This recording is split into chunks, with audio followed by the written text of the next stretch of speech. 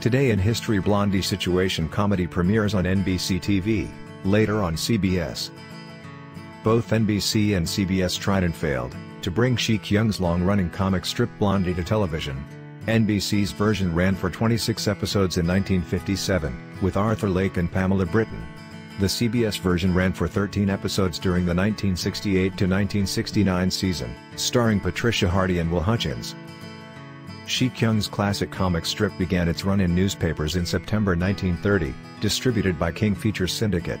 It chronicled the life of flapper Blondie Boopadoop, who married her boyfriend, Dagwood Bumstead, in 1933. Dagwood, whose fondness for towering sandwiches defied the laws of physics, was disowned by his wealthy family for marrying Blondie and soon took a job at the J.C. Dithers Construction Company to pay the bills. Much of the humor in the strip came from the conflict between Dagwood and Dithers. As the strip's popularity grew, it began to branch out into other mediums.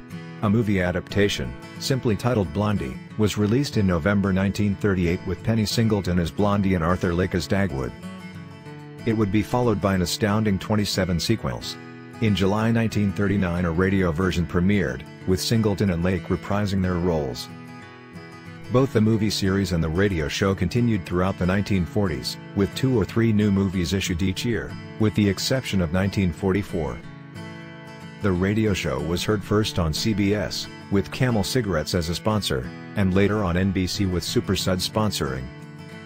On March 16, 1949 the New York Times reported that Singleton had suddenly been dropped from the radio show with no reason given. Actress Ann Rutherford took over as Blondie several weeks later on March 23.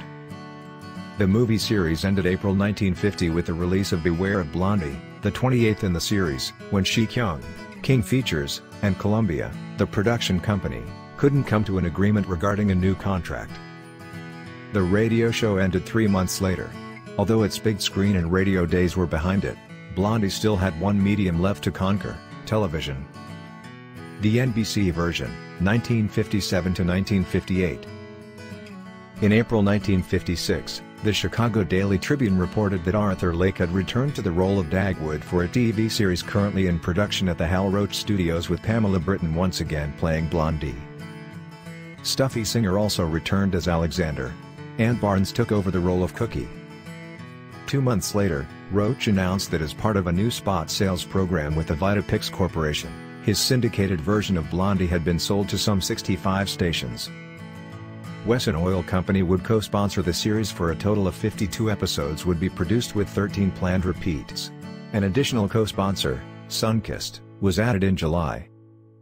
A total of 26 episodes were produced and new installments continued through the end of June. Repeats were broadcast throughout the summer before Court of Last Resort replaced Blondie on Friday, October 4, 1957. The CBS version, 1968-1969. CBS was in such good shape in December 1967 that it only ordered 10 pilots to consider for its 1968-1969 schedule. By comparison, NBC was looking at 23 projects and ABC 21. One of those 10 shows was a new version of Blondie. The network officially announced its schedule in February 1968 and Blondie was given the Thursday 7:30 to 8 p.m. timeslot. Patricia Hardy and Will Hutchins would star as Blondie and Dagwood, with Jim Backus and Henny Backus, married in real life, as J.C. and Cora Dithers. The Bumstead children would be played by Peter Robbins and Pamela Ferdin. Bobby Jordan played neighbor Tootsie Woodley. Herb Woodley, it seems, was not present in this version. Later that month, however, broadcasting reported that it was considered virtually certain that Blondie would be cancelled. The 13th and final episode was broadcast on January 9, 1969. The series was replaced the following week by a new sitcom called The Queen and I. In a review of television in 1968, Hal Humphrey called Blondie the worst situation comedy, writing that it was an unbelievably crude domestic comedy.